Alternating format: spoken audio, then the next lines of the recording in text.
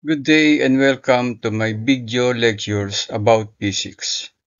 In this video lecture, I will discuss about calculus in physics basic introduction.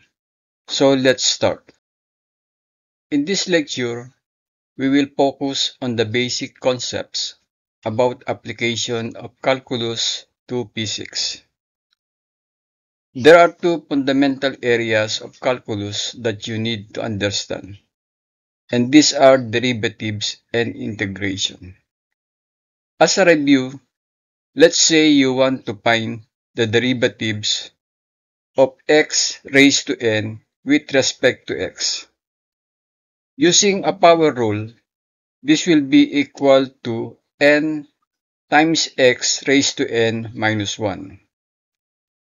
Let's say you want to find the derivatives of x raised to the fourth power. So this is equal to 4 times x raised to 4 minus 1. And this will be equal to 4x cubed. Let's say you will find the derivatives of 5x cubed. 5 is a constant, so this will become 5 times the derivative of x cubed. The derivative of x cubed is 3x squared. So the final answer is 15x squared. And that is the quick and simple way to find the derivatives of a functions. Now integration is basically the reverse of derivatives. Let's say you will find the integral of x raised to n times dx. And this will be equal to x raised to n plus 1 over n plus 1 plus c. For example, what is the indefinite integral of x cubed dx? So this is going to be x raised to 3 plus 1 over 3 plus 1. And the final answer is x to the fourth over 4 plus c. So you can also write it as 1/4 x to the 4 plus c. Let's have another example. Find the integral of 8x cubed times dx. 8 is a constant and you can take it to the front. Using the power rule for integration, the integral of x cubed is x raised to 4 over 4 plus c. Now the final answer is 8 over 4 times x to the 4th plus c. Now we will going to discuss for our main topic.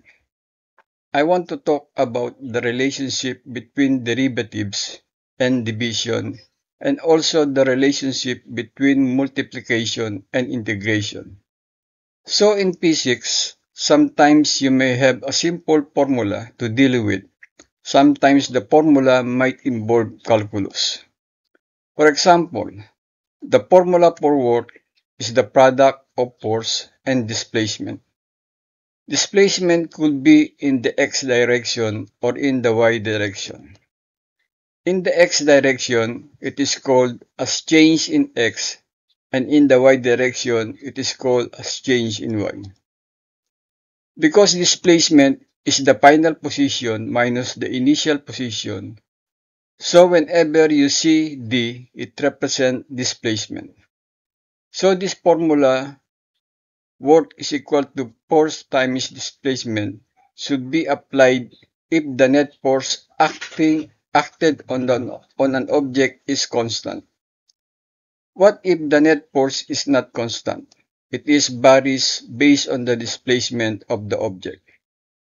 In that case, you need to use calculus. Whenever something is not constant, you need calculus to get the answer. You will notice that the force is multiplied by the displacement. It turns out that the work done by a variable force is the integral of that force from x1 to x2 as a function of displacement x. Let's say d is called x. where x1 is the initial position and x2 is the final position. I want you to remember that when you have a formula wherein the variables have been multiplied, the formula is going to be associated with integration. But if the formula is dividing the variables, that formula will be associated with differentiation or derivatives. Now I will give you another example. The average velocity is the change in position or displacement over the change in time. So we were dividing displacement and time. So this formula is going to be associated with derivatives. It turns out that the instantaneous velocity as a function of time is the derivative of position function with respect to time. So as you can see, you need to associate division with derivatives. Let's start with a familiar formula in physics. Final velocity is equal to initial velocity plus at. In that formula, there is a lot of conversion that we can do. Rearrange that we have B final minus B initial is equal to at. B final minus B initial is the change in velocity. So it becomes change in velocity equal at. That is one formula. We can also get another formula, and that is A is equal to B final minus B initial over change in time. So our second formula is acceleration, which is equal to delta B over delta T. So looking at these two formulas, which one is associated with derivatives and which one is associated with integration? Let's focus on first formula, which is delta B is equal to at. If the acceleration is constant, you will use that formula to calculate the change in velocity. Let's say the acceleration is not constant, or it is varying. Notice that the two variables is multiplying, so it is associated by integration. Therefore, the change in velocity is equal to the integral of the acceleration function where a depends on t from t1 to t2. If we have a graph with at in the y-axis and t in the x-axis, let's say the acceleration is variable. We can calculate the change in velocity of the object, let's say from t1 to t2, by finding the area under the curve. The area highlighted represents the change in velocity. Now let's talk about the second formula.